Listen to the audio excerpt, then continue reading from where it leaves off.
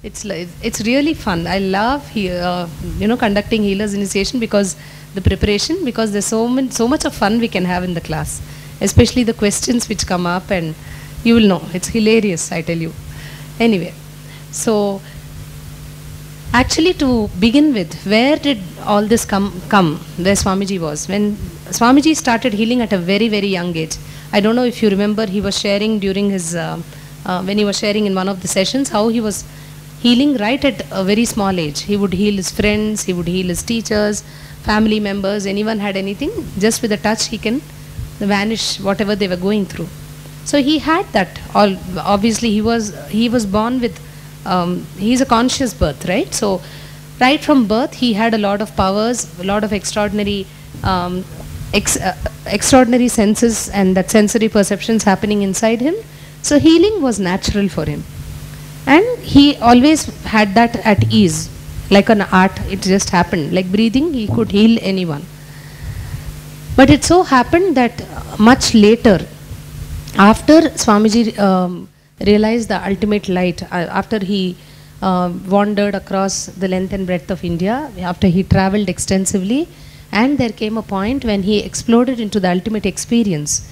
At that point, after that, when he came back to Tiruvannamalai, if you remember, he spoke about how he completed with his mom, right? After his enlightenment experience, when he came back. In one of those days, when he was staying in Tamil Nadu, near Erode, he was staying, and one of those days, he actually happened to visit the Jiva Samadhi. Jiva Samadhi is the live, what we have under the banyan tree, right? Where a master leaves the body in a particular spot. With like the body is there still, it's preserved because master's bodies continue radiating the energy, the enlightenment that they have held in that body. The body is very powerful and it radiates even after the life energy has left the body. So many places in the world we have Jiva Samadhis. So one such Jiva Samadhi is there in Nerur. Nerur is a place in Tamil Nadu where there is a Jiva Samadhi of this most extraordinary, very powerful mystic and master, Sadashiva Brahmendra. Sadashiva Brahmendra was one of the most powerful saints who was there, who lived in India, and he was an extraordinary healer. Like shocking records are there in his biography of how he's healed, how his healing prowess was so powerful. Just with the sight he could heal anything, kind of a thing. So this master, there's one very beautiful incident in his life. He was once wandering in the, I think, central part of India, and that was under the that was a kingdom of a Mughal emperor, a Muslim leader. At that time the Mughal dynasty was ruling India. At the time of Akbar, Babur, it was a whole belt of Muslim kings who were ruling India at that time. So this king was very arrogant and very power hungry and attention hungry. So anywhere he goes, people have to stand up and they have to bow down to him and all that. So the king was on his rounds one day. He was galloping on his horse with his regular sword and all that, and he was going, and everyone was bowing down to him, giving him respect. And as he was galloping on the horse, this master, Sadashiva Brahmendra, is walking on the pavement. Now he was lost in Samadhi. So he was just oblivious of what's happening around him. He was so completely absorbed in the joy of the self. He was completely within. He was walking and he was just lost in himself. Now the king happened to go by, and the king noticed that this master didn't even turn his head and look at the king. Now king got very furious. He said, how come? How dare this fellow doesn't even look at me, and he didn't bow down to me? How did he do this? So what does he do? He stops and waits for the master to pass by, takes off the sword and chops off his hand. He just chops off, cuts off the master's hand, and the hand falls down. And the master is still walking.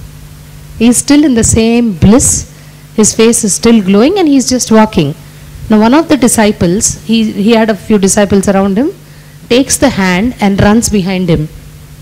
And the king is watching all this and he's stunned. The king is really zapped and astonished that, hey, I chopped his hand and he's just walking. What the heck, what's happening here? Like that. He's really stunned. And the disciple just goes and says, Master, your hand has fallen. And without a twinge of an eye, he just looks at the hand, he takes the hand and he just does this. And it joins back. The hand joins back to his body and it's normal and he's walking happily. Now the king is really shivering. He kind of gets that this is not an ordinary man. And he goes and falls at the master's feet and he devotes the rest of his life to his master. So that is Sadashiv Brahmendra, a very great yogi and saint, extremely powerful, extraordinarily equipped with the science of healing. So what happened once during Swamiji's Parivrajaka days, he happened to go to this place, to this master's Jiva Samadhi. And when he went there, along with him accompanied his teacher, one of his principles where he was studying. Swamiji actually did very little education. He has told this many times. School and all he would hardly go. And after that he did a diploma. He's not a graduate or a +2 or anything. He did some diploma in mechanical engineering or something. So one of his college principals, I think, the diploma principal or someone was with Swamiji in that trip. And by then Swamiji had already acquired the power to heal people. Even before this incident, actually, when he was staying in Erode, when he was staying in that small hut, was it in this IA that he showed that photographs? Did he show the photograph of that hut and all? No, some other. In Hyderabad he showed, I think. I don't even remember now. So Swamiji used to live in this small, he actually used to live in a burial ground in Erode after he got enlightened and he came out. For many years actually he lived in burial grounds because he always knew that dead people can never disturb you. It's only living people who can disturb you. So the smartest of the humanity, I believe, live in burial grounds. Personally, I also believe that. If you ask me one fantasy, I have a spiritual fantasy of living in burial grounds and going around in Himalayas and all that. Anyway, my life is far from that right now at least. But so Swamiji was living there and he was living on a particular tomb. It was like a person's grave and on top of that Swamiji will sleep on the grave. So he spoke to that person's son, the father was underneath and he told the son, your dad and me are buddies, so he'll not disturb me, I'll not disturb him. In the night I will sleep, in the daytime I'll sit and meditate. The son had no problem. So some days Swamiji actually would sit on that tomb, somebody is buried under and he will sit on top of that, he'll sleep there in the night. Then the son would come to pay respects to that person who was buried, right? And he would somehow develop attachment to Swamiji. Now that is what Swamiji is. Once you see, you can't forget him for a lifetime. Now you regularly seeing him. So the son offered to build a small thatched roof on the tomb itself. He said, let's just put some 4-pillar kind of thing and put a thatch, a hut kind of a thing. And Swamiji said, okay. And he did that. So Swamiji had some shelter on his head for some days. Afterwards, the son actually donated a small piece of land right next to that burial ground was their lands. So, and that was the first ashram that Swamiji ever built. This was way back, I think, in the year 2000, if I'm not wrong. So that was the first, a small hut was built in the adjacent land, and that was the first official ashram, if you can call it, of Nityananda Dhyanapitham. In fact, by then, even the Avataric mission, this whole mission did not form yet. Swamiji was just out of enlightenment experience, and all that people knew about him was he was an extraordinary healer. Like he will literally sit on the road. He used to be begging on the roads like a beggar. No mission and no recognition as an avatar, nothing. But one thing people knew, when they go near him and he touches, they get healed. So people will come in queues for healing. That was the only thing he was famous for. So this hut happened and people started coming to that hut. It was on the banks of the river Kaveri. There was a river flowing and he would stay in this hut, small hut, 6 by 6 or something, very small place. And people will come for healing. In one of those days, this was again I think in early 2001 or 2002, there was this one person in Tamil Nadu who was a 4th stage, I think pancreas and liver and all that, cancer patient. And obviously the family was going everywhere possible for the treatment of that person, right? And somehow someone told them, you know, there is this extraordinary healer. Just by touching, he's a Swami, and when he touches, people get healed. Now that man, his name was Dhanashekaran, he didn't have any belief at all in Swamis or in orange robes. He said all of them are natak fellows, they all do dramas. Don't tell me he can heal and all, I am not ready to come. But somehow his wife's name is Jamuna Rani, she said that no, maybe we should try once. And somehow they, by force, they literally carried him, dumped him in the back seat of the car, and they drove the car and came to this ashram, to the hut. And the hut was so far away, there was no road. So Swamiji had to come to the car, because the car they couldn't drive down to the hut. And obviously the patient can't walk. He's bedridden and he's like almost dying. He had not had food for, I think, 1 or 2 years by then. Not out of some no food samyama, out of ill health, obviously, because his whole stomach, digestive system, liver, everything was gone with cancer. So he was so ill that he couldn't take food, he couldn't take liquids also. So somehow they went, they requested, and Swamiji came to the car, opened the car, and this man is lying down. At the back seat, he's lying down. He's this small frame because of the illness. As it is, he's a short guy. So he shrunken, he just somehow opened his eyes and looked into Swamiji's face. Now Swamiji is how old? He's like some 21 or something. A small boy, and he didn't even have hair. He didn't have, what you see now is like an expanded version of the cosmos. He was more, slimmer structure then.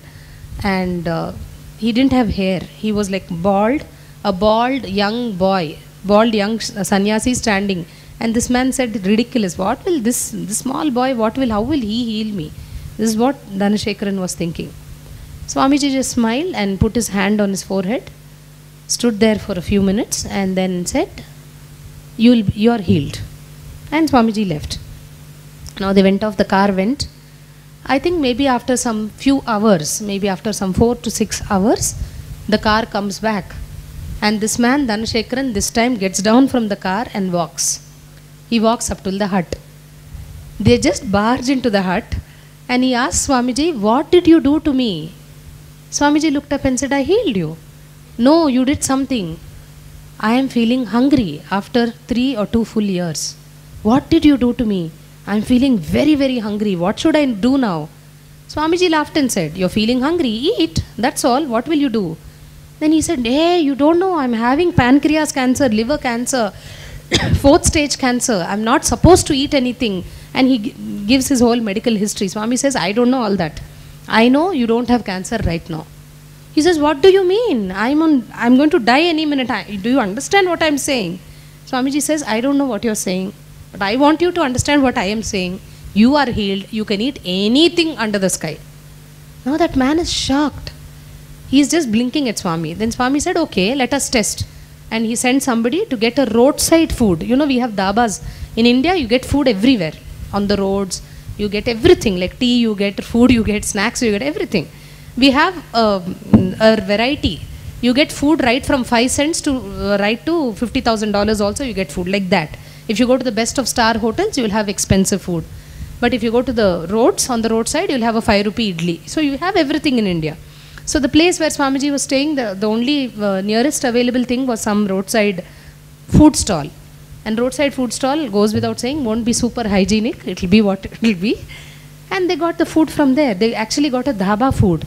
And that food has all spices and it's made of everything. And it's obviously not like healthy, hygienic. And Swamiji said, eat. Now this man is shocked. He said, what do you mean? I can't eat all this. As it is, my diet is limited. I have to eat with grams, 20 grams, 10 grams, all that for his disease.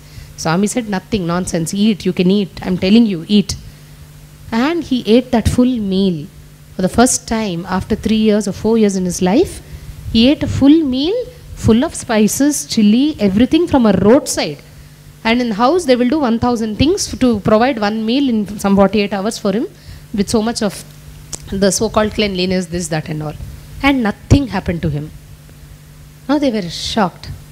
And obviously the reports showed that it's completely gone. The cancer is cured. So both of them became the disciples, the first disciples of Swamiji, and They started, actually later they shifted to that hut and they started living with him, and maybe for 9 years, 9 months or 12 months, 9 to 12 months they lived in that place. People started coming for healing, they would regularly come. So by then Swamiji was established as a healer. He will go places, he will go healing. The only thing Swamiji would do in those days is healing. Either people will come to him, or if they are not in a position to come, he will go and heal them.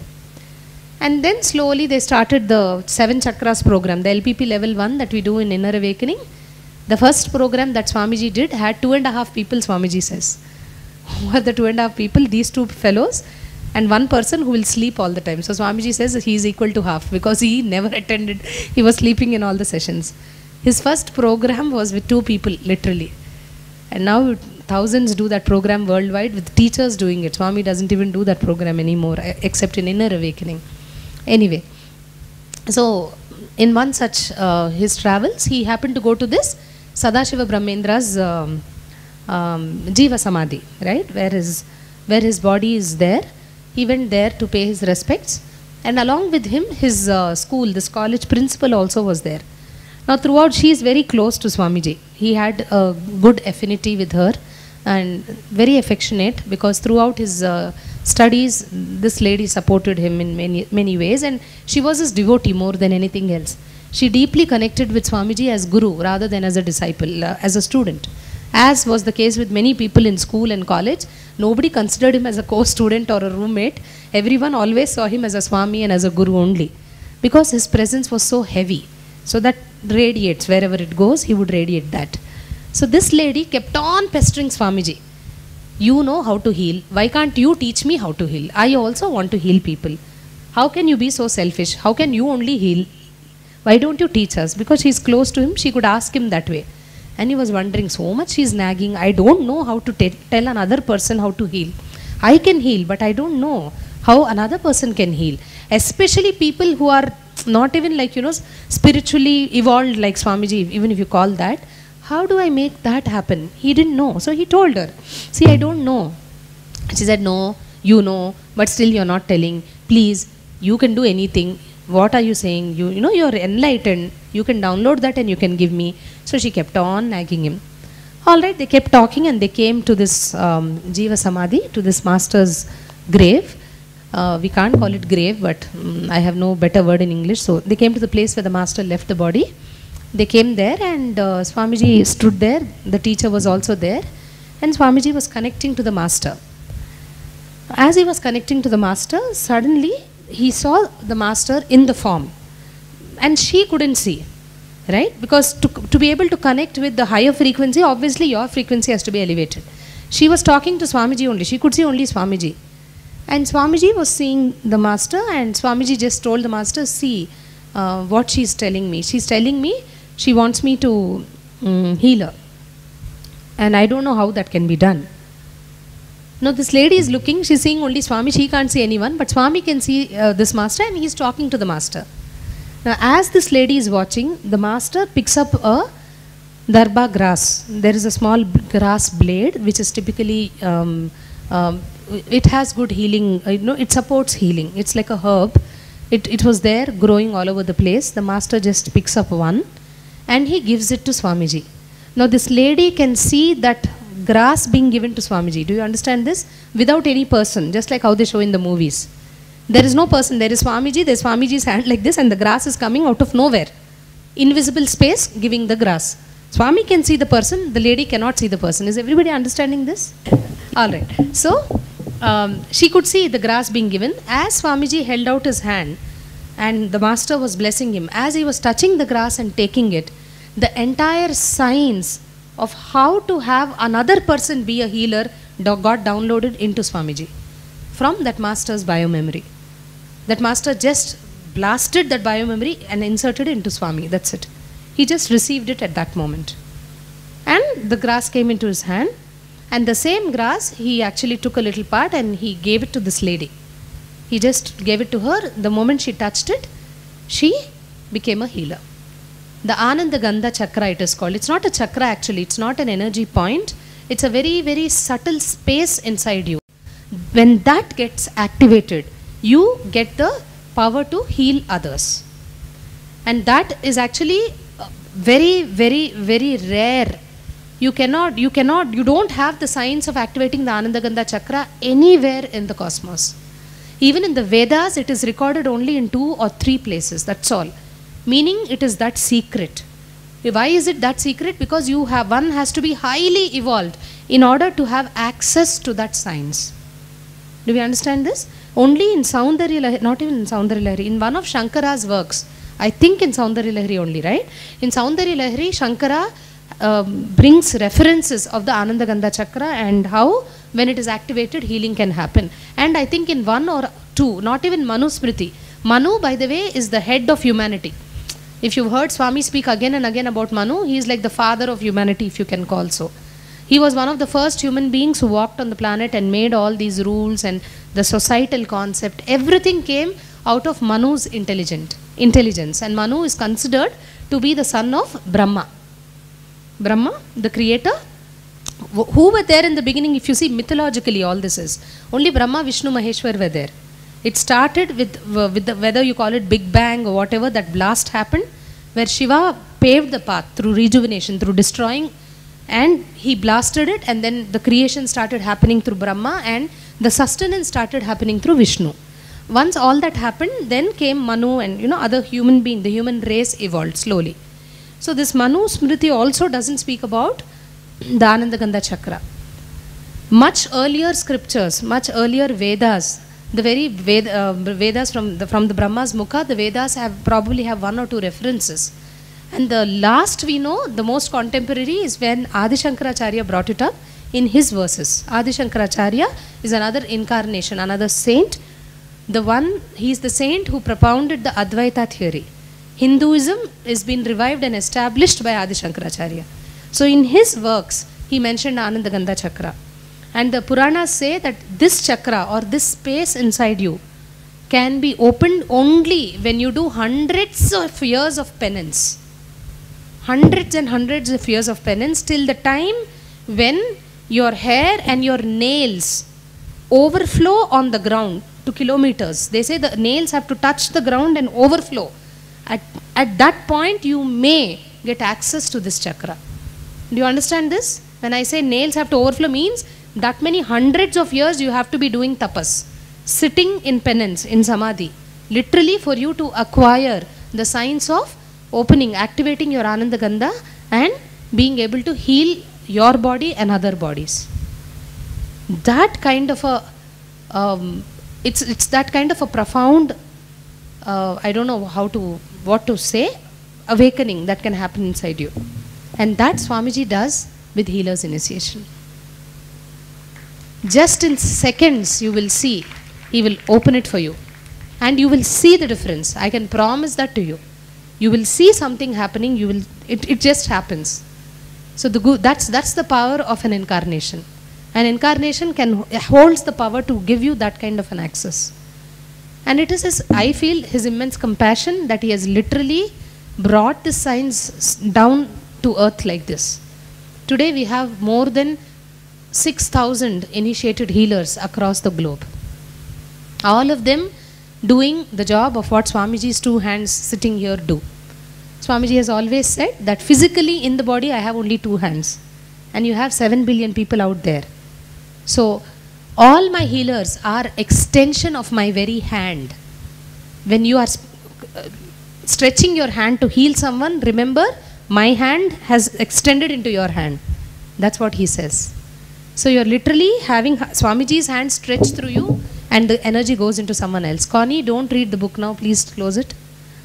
Don't read your books. We'll come. Tomorrow we'll spend time with the book. So he says, all my healers are my extension of my hands, because I have only 2 hands. Physically, if I have to stretch these hands, it may not be possible in all places. So he's created healers.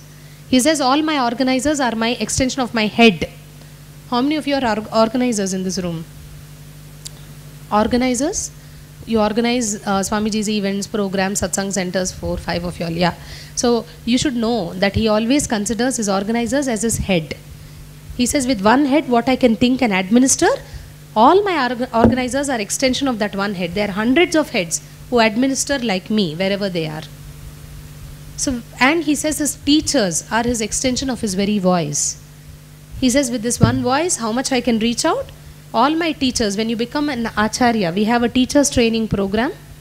When you take the program and you get ordained by Swamiji, you can go ahead and you can teach the LBP level 1, the Kalpataru programs across the world. How many of you are teachers in this room? You're ordained teachers, please raise your hand. Only 2 of you all? Okay. So he says, whenever my teachers sit and speak, I speak through them. Don't you all have that experience? If you've taken a class, you will know that when you speak, and I know it day in and day out because I experience it all the time, whatever comes from here is not what I, so many things which I don't know. So many things which are new to me. Actually, I make notes. I always tell the volunteers to be ready. Whenever the classes are happening, immediately I'll tell them, this is new, take the notes, because we can include it into the syllabus. I know every day I have at least a few things to go back and write which are new. So even if you're prepared, it doesn't come per that. It's always Swamiji who speaks through you. So he says, my teachers are an extension of my voice. I think so that is the most beautiful thing about Swamiji, that he wants to continuously serve the world more and more and more through more and more avenues. He doesn't want to limit teachings, doesn't want to limit people's growth and expansion by making them come here and physically sit. That's why you will see so many ways in which he is reaching out, whether it's podcast or internet or web or hundreds of things he's doing, right? The YouTube. I think he's the only person on the planet who is so actively internet and electronic savvy and so very Vedic also. It's so difficult to comprehend both dimensions in him. On one hand, he's purely Vedic. On one hand, he comes out of the, I think he shared with you all, when he goes to the shower and comes out, he doesn't touch yesterday's clothes. That kind of Vedic, he has that kind of Vedic values. And on one hand, he's like ultra high-tech tweeting people and giving boons on Twitter and on podcast and going through webinars, and it's like two worlds, and two worlds meet inside. Yeah. So like that, when he actually gave her that piece of grass, that he could just awaken her Anandagandha. He could open that space inside inside her, which now was capable of being Swamiji's extension. Right? All that the healers need to do is get into a very simple meditation called the Anandagandha meditation. Whenever you're getting into healing, you just need to fall into that meditation. You will see energy gush through you. Swamiji's energy flows through you, energy reaches the other person, and healing happens. The basic thing with Nitya spiritual healing is just its transfer of cosmic energy. That's all. So wherever there is disease, wherever there is a disorder or a medical condition in a human being, energy is less. Yes or no? Isn't it? There is a significant impact on the energy levels of the person. Through energy, Swamiji does the healing. So if you're thinking you will be doing the healing, no. Good news is you will not be doing the healing. Swamiji will be doing the healing. He'll be doing it through you. Thank God that you and me are not doing the healing. So he does it through us. After the initiation is done, then you will be eligible to do that. Now there are criterias, there are a lot of things which we'll talk about tomorrow. Thankfully, no. Nothing can change Swamiji's energy. Swamiji is beyond change. No? See, he is the consciousness which is beyond time and space. Change can happen only if you are bound by time and space. Especially energy when you talk about. Anything that undergoes a transition can happen if you are bound by time and space. Where he is beyond time and space. So, he cannot get influenced. He can only influence you. You cannot influence him. You get that? See, even he can influence you because your mind is present, and obviously he is in the mindless zone. So, the other way around cannot happen. That is why even when you go up to him for darshan, you can't do anything to him. He only can do something to you. So, you will see your thoughts will that's why drop, because he is in that thoughtless space. Yeah. Okay.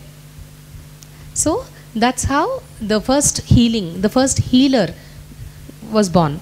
In the Jiva Samadhi, in the presence of Sadashiva Brahmendra, the saint, Swamiji received this education from him, got the download from the very cosmos and that master, and he gave it to this lady. Then after that, when he came back, The other two who were there and a few of them who were there also asked him, Swamiji, can you give us also? Can you give us also? So from then the tradition where he started initiating people started. But unfortunately, human beings take things for granted. When you have anything which is extraordinary, it's like very beautifully, Ramana Maharshi, enlightened master from South India, very beautifully he says this. One of the best sayings that I love the most, when he describes the mind, he says, the mind is such, the mind of a human being is so cunning that until you don't get something, it will show a mustard seed as a mountain. Till you don't get something, it will show a small mustard seed, it will show as big as a mountain. And the moment you run and get that mountain, the so-called mountain that you see, it will reduce a mountain to a mustard seed. That is how cunning your mind is. Till you don't get something, you are desperate for it. You have immense value for it. But the moment it comes into your hand, you just lose all significance for it. Why? Because you're already looking at the next mountain. What next? What next? What next? So unfortunately, even with the master, this happens. Really, Swamiji has told this so many times. After becoming ashramites, people don't work. Why? We don't know. I don't know if you all have heard, at least 100 times he would have told in morning satsangs.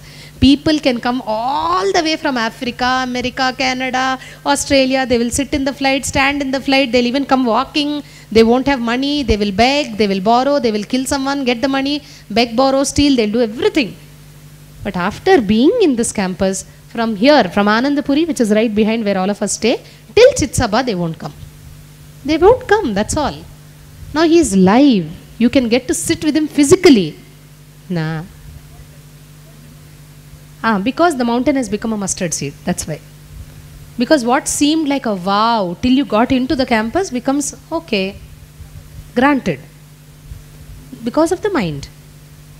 So same way, when the healing wave started, everyone was so enthused. And you know, oh, we are healers now and this and that. But after that, what happened? It died down. Slowly, they will not even, and Swamiji gave them instructions. Every day, at least once, practice healing. Mandatory to heal at least once a day. And when he said healing, he is not saying catch hold of only a human being. Anything you can heal. You can heal yourself, you can heal this mic, you can heal the stones. You can heal anything. The point is you get into that space of the Ananda Gandha meditation and extend healing. You can do that. But then people, as I said, we take things for granted and they stopped healing. Then Swamiji said, no. It is such a precious science. Imagine if you had to sit for a tapas for 1000 years and then get it, would you do that? But he gave it so freely. He's just telling, okay, take it, and he's giving it. People are not giving value to it. So he said, no, I'll not do this. Let me have a proper 3-hour introduction about healing. And let me see, maybe with that I can give some importance, explain the importance of that to people. So he started telling 3 hours. First they will speak about the healing significance and then he would give the initiation. Those guys also some days, maybe some 15-20 days, they will be with it again, back to normal. No healing, nothing, they'll forget and live their way, normal life. Now from 3 hours it became a half-a-day course. From half a day, then it became a 1-day course. Why? Just because people know the value of what they're receiving. From 1 day, it became a 2-day course. So very soon, we never know if it becomes a 21-day inner awakening in itself, if people continue doing what they're doing. So like that, it came to actually 2 days. But the real job is only those few seconds he spends with you. But all this preparation is for you to know the value of what you're receiving. It's not a small something you're receiving. It's an extraordinary gift that you're receiving. Outside, if you're a medical student, how many medical students in this room? How many of us are medical students? Okay. If you're a medical student, is it how many years is medicine in the US? 4 years. Here it is 5 years, right? And when you get to do that, you can't even do all parts of the body, isn't it? After the general medicine, you have to do a specialization. How many years is that? 4 years again for specialization. Here it's 2 years, ma? Here. So whatever. So that 4 plus that 4, 8 years you have to study in order to be able to treat one part of the body. Am I right? For example, cardio. For example, pediatrician. Or example, gynec. Just to be an expert in gynecology, I have to do 8 years of study. of medicine. Only then I can touch the stomach and whatever, gynec related. I can't go and do a heart surgery if I'm a gynec. Do you understand this? With 8 years of intensive study, I can only do treatment for one body part. If I'm for example, a cardiac surgeon, I can't do a brain surgery. I can only be a cardiac surgeon after 8 long years. But I tell you, healer's initiation is making you a multi-speciality doctor. Just with this one day, you will be able to heal any part of the body, any disease in a human being. Without using the knife and the scissor, of course. You won't obviously medically intervene and cut and do anything. But just with the sheer energy that Swamiji's will flow through you, and your own sincerity and intention, your intensity of connecting with him, you will see miracles can happen to people. That is how powerful this program is. And I would invite all of you to first get that. First understand how huge and how powerful this program is. Okay, it's not a small something you're receiving. It's an extraordinary gift. And by the way, you have an option of not being a healer. This is not mandatory. This he is doing to make wonders be available for your being. You must know whenever you're healing others, who's getting healed first? You. Your energy goes up first. It's like a hose pipe which is watering the plants. Before the plant gets wet, what gets wet? The pipe has to get wet, no? Because the water is flowing through the pipe onto the plants. So when you are healing another person, the energy is flowing through you to others. So you will see that is the reason why more than anything else he wants human beings to be able to be self-healers. With the ability to heal yourself, you will see your dependency on medication comes down heavily. Even now, we practice all the time. Of course, we are with Swamiji, it's a different thing, but I know, when I say we, I know healers outside, my friends and people back in my hometown from where I came, without medicines, they heal each other and they come out of disease.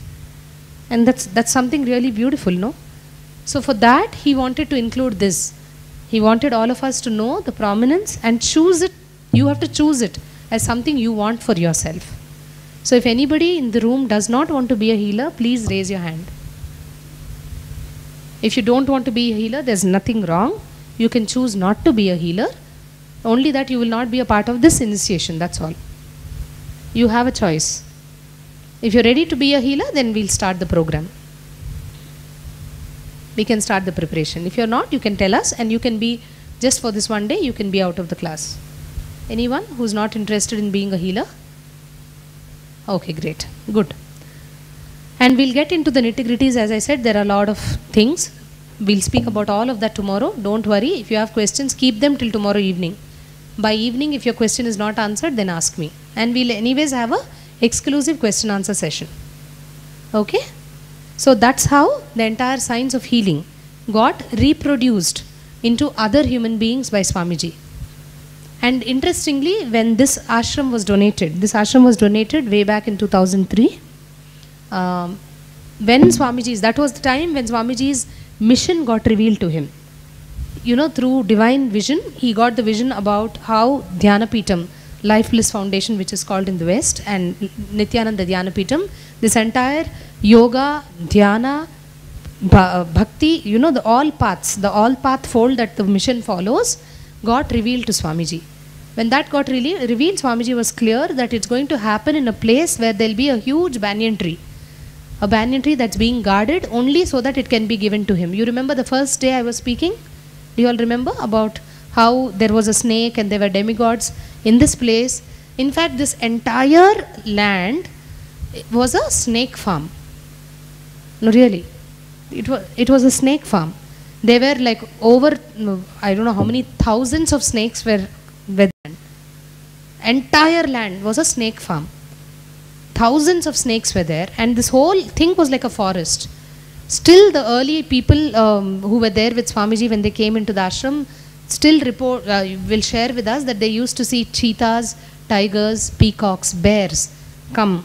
You know, there's a forest range close by. Of course, there was no habitation and human beings, so animals would get into the ashram also. That's how this place was when this place was donated to him. So when this place was donated to him, The whole place was just a barren land. I don't know if you remember, I spoke about this in the ashram tour. It was just stones and rocks, that's all. There was not a single tree anywhere.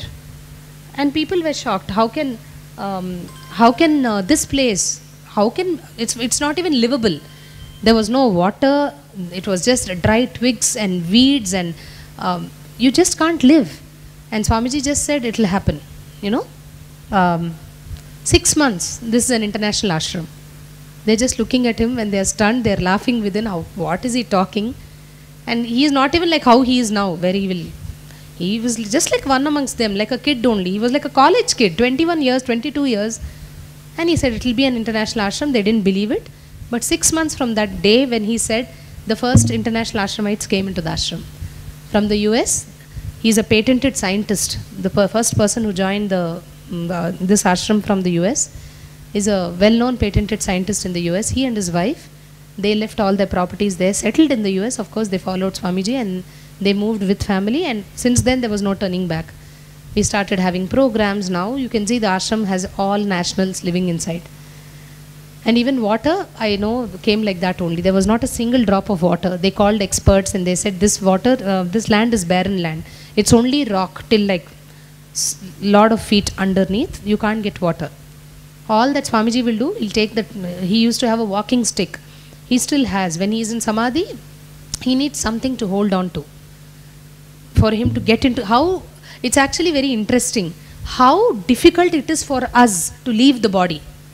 You understand? For us to experience something outside our boundary is very difficult. That is why when you sit in meditation, you feel so restless, because you are so attached to the thoughts, the engrams of this body. Interestingly, for him, it is equally difficult to remain in the body.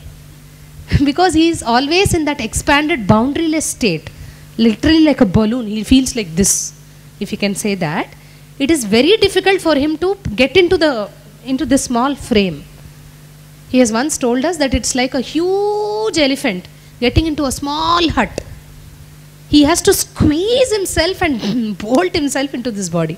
For you and me, it is impossible to get out of this body, unfortunately. Look at the paradox. So for him, it's very difficult to remain in this body. That is why he has these things, the stick and all that, so that he knows the boundary. Otherwise, he doesn't know the boundary. He can just, even to put one, you will see, I don't know if you have noticed, in the morning after satsang, one step he puts very carefully. I don't know, he can't walk fast.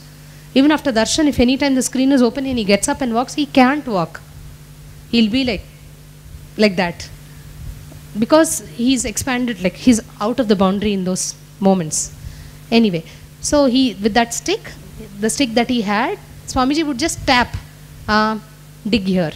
They'll dig and water will come. There. Wherever he kept the stick, water came.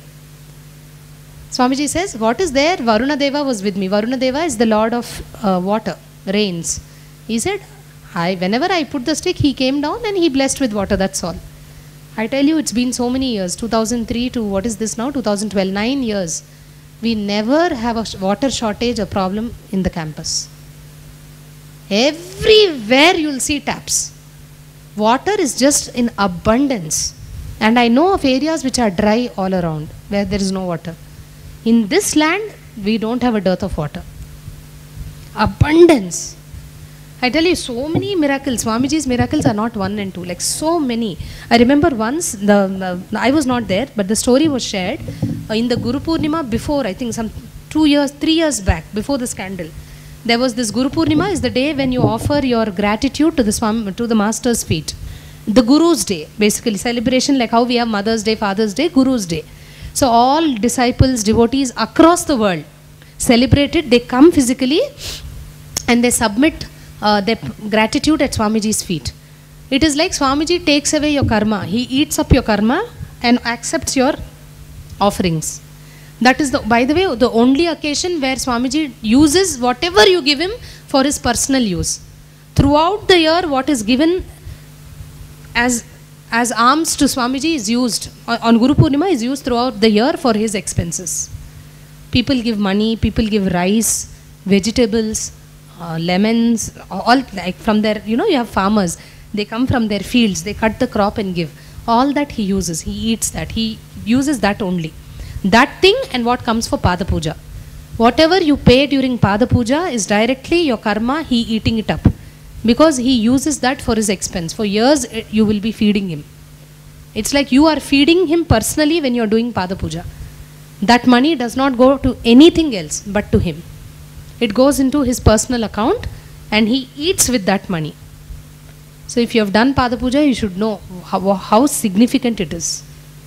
And I tell you, once at least, definitely do Pada Puja. Do not forego the opportunity of feeding the master directly. When you are doing the Pada Puja, that donation, he eats it.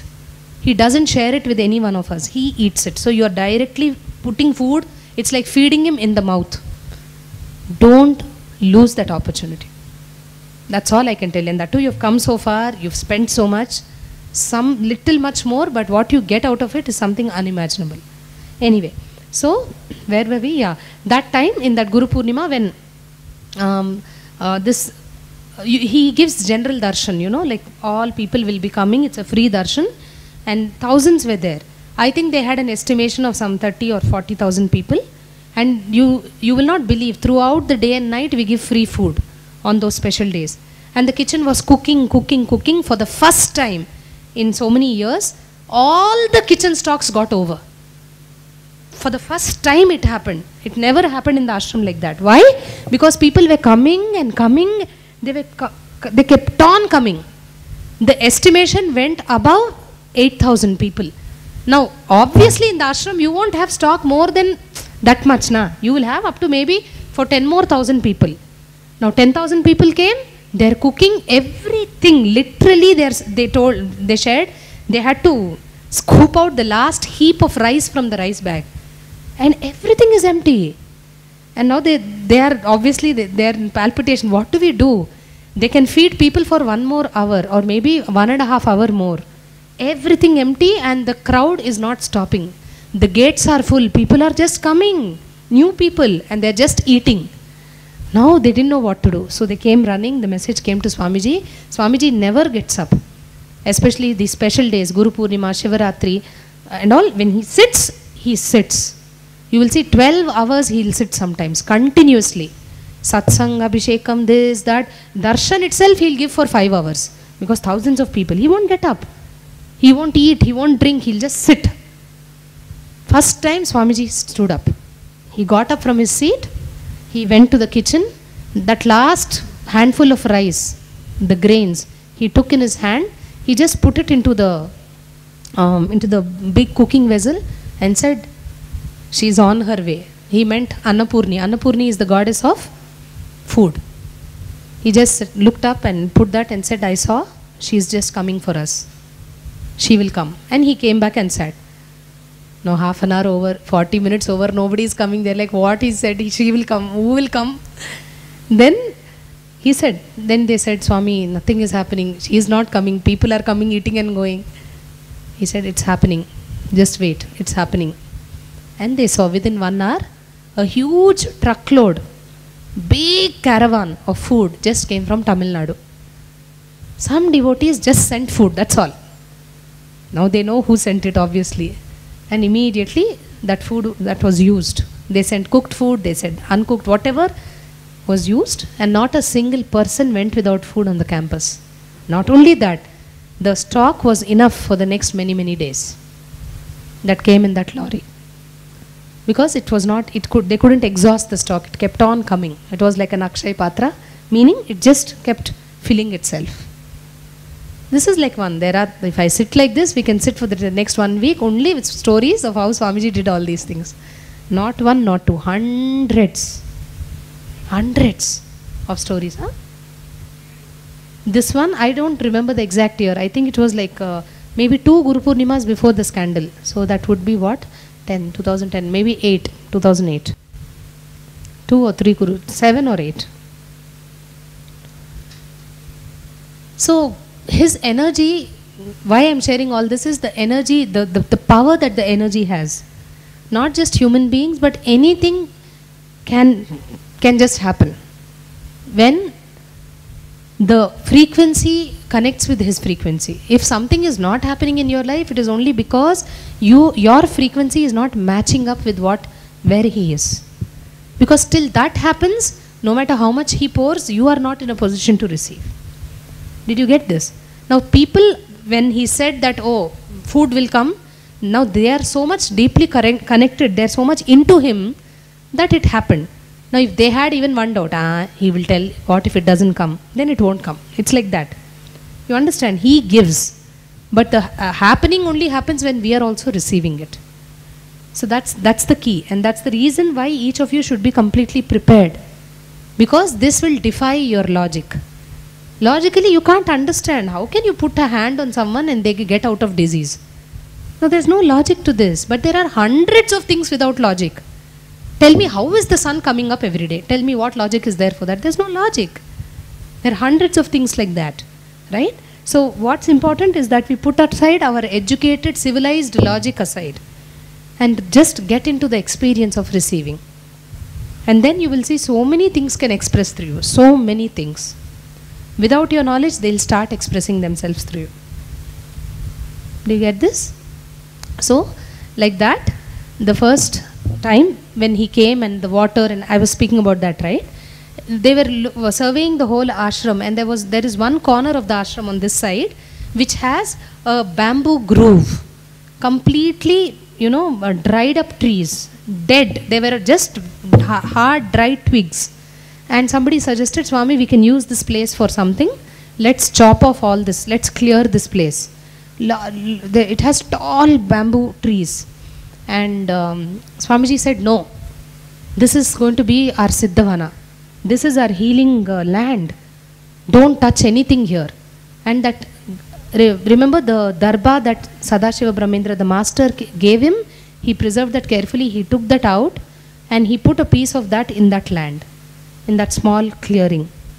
And they saw that within a month, all the trees became green, full of life. I tell you, that's the best spot in the ashram. I love that spot. It's beautiful. And even today, you'll be given healing stick tomorrow. If you are choosing to be a healer, healing others, don't ask me what that is now. We'll get to the details tomorrow. When you are given that stick is gotten from that space. Thousands of healers receive their healing stick. Healing stick is an energized stick from that bamboo groove that Swamiji has first, when he put that, it contains the biomemory of Sadashiva Brahmendra himself. Those sticks Swamiji gives during healer's initiation even today. That place supplies the sticks. So that is still there, and tomorrow you will get to know who will get the stick, who will not get the stick and all that. Okay? So that's a little bit brief about the history of how the science of healing came into existence in Dhyanapitam. Eventually, thousands of people started taking the healer's initiation. Thousands of miracles have happened through healer's initiation. Thousands. Where people have experienced Swamiji. In so many forms they see Swamiji, I tell you. Not just when you're healing. Just holding the mala and falling into Ananda Gandha. Ananda Gandha meditation is the blessing you will get tomorrow, I tell you. The biggest blessing of your life is Ananda Gandha meditation. If you can get into Ananda Gandha, you are unclutched. The direct technique to unclutching is also Ananda Gandha meditation. And people have seen miracles with Ananda Gandha meditation and with the mala. Just by holding the mala and doing the meditation, people have seen wonders happen. They've reported wonders happen. There was this person, this lady from France, I think. There was a burglar in her house in the night. She and her son were sleeping. This guy came in and she was having, the mala was there. She had the mala, she took it off when she was sleeping. It was there next to the pillow. And this burglar got into the bedroom and he was standing with a rod in his hand. Now she just got up, and when she was getting up, her hand just picked up the mala. The moment the mala she held, and she just kind of fell into the Ananda Gandha, thought about, just did that. That meditation is just a contemplation, by the way. You will get to know tomorrow. That thief who had come and who was standing with the rod, he froze. No, you can't understand this. That's why I'm saying you will have to put your logic aside today and tomorrow. No, really. Like how in the movies they show, he froze. Like he became a statue, literally. So slowly she moved and she went to the telephone to call 911 or whatever is that for their country. She put the mala aside and picked up the receiver, and this man started moving. Then she realized, and no, really, we have a testimonial of this lady. It's true. And we have the police affidavit also. That's why I'll tell you what happened later. Very funny. She picked up the mala again immediately because she realized that fellow is moving with the rod. See, if he stole something and went away, it's one thing. He wanted to hit these people, kill them and go. Typically, there are people who do that. Again, she picked up the mala, she held it, and with the receiver in one hand, again he froze. He just froze. Then the police came. After the police came, she released the mala. That fellow moved. They arrested him.